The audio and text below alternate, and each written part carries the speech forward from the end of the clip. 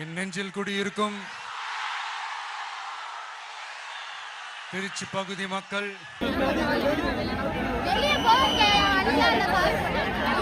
நடிகரும் தமிழக வெற்றிக் கழகத்தின் தலைவருமான விஜய் ஏப்ரல் 2ஆம் தேதி திருச்சி கிழக்கு சட்டமன்ற தொகுதியில் தனது வேட்பு மனுவை தாக்கல் செய்தார். இதனைத் தொடர்ந்து திருச்சி நகரில் அவர் மிகப்பெரிய அளவில் தேர்தல் பிரச்சாரத்திலும் ஈடுபட்டார்.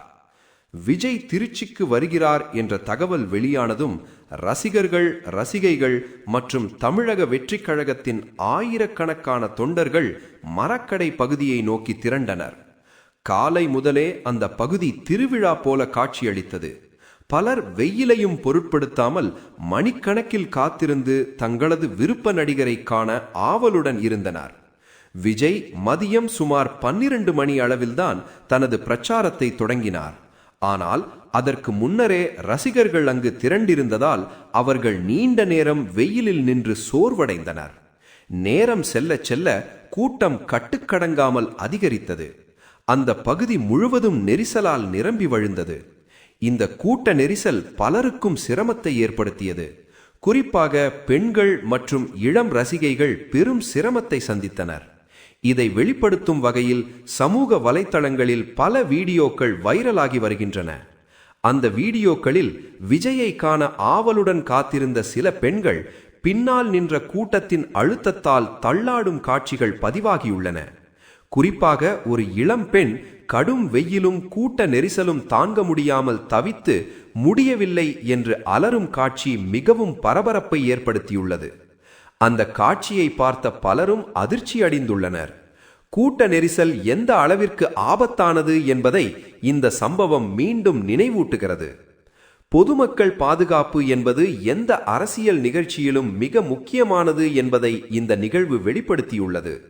மேலும் இந்த சம்பவத்தை தொடர்ந்து சமூக வலைத்தளங்களில் பலரும் விமர்சனங்களை முன்வைத்து வருகின்றனர்.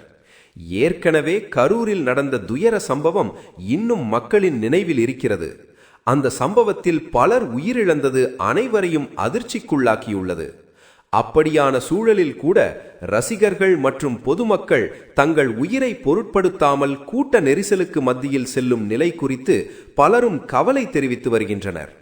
ஒரு தலைவரை பார்க்கும் ஆர்வம் சரி, ஆனால் உயிர் பாதுகாப்பு அதைவிட முக்கியம் என்று பலரும் கருத்து தெரிவிக்கின்றனர். இதற்கிடையில் இந்த பிரச்சார நிகழ்வில் மற்றொரு அதிர்ச்சி சம்பவமும் நடந்துள்ளது. பாதுகாப்பு பணியில் ஈடுபட்டிருந்த காவல்துறை அதிகாரி ஒருவர் கடுமையாக காயமடைந்துள்ளார்.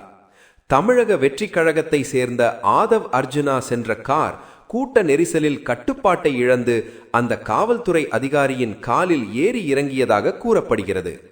இதனால் அந்த அதிகாரியின் கால் முறிந்துள்ளது. வலியில் அலறிய அந்த அதிகாரியை உடனடியாக அங்கிருந்த மற்ற காவல்துறை அதிகாரிகளும் கட்சி தொண்டர்களும் சேர்ந்து தூக்கிச் சென்று வாகனத்தில் ஏற்றி மருத்துவமனைக்கு அனுப்பி வைத்தனர். இந்த சம்பவத்தின் காட்சிகளும் தற்போது இணையத்தில் வேகமாக பரவி வருகின்றன.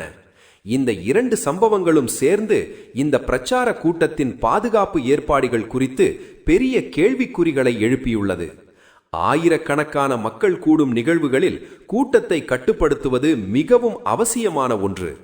பாதுகாப்பு நடவடிக்கைகள் மேலும் பலப்படுத்த வேண்டிய அவசியம் இருப்பதாக பலரும் கருத்து தெரிவித்து வருகின்றனர். குறிப்பாக பெண்கள் மற்றும் மூத்த குடிமக்கள் பாதுகாப்பு குறித்து கூடுதல் கவனம் தேவை என கூறப்படுகிறது.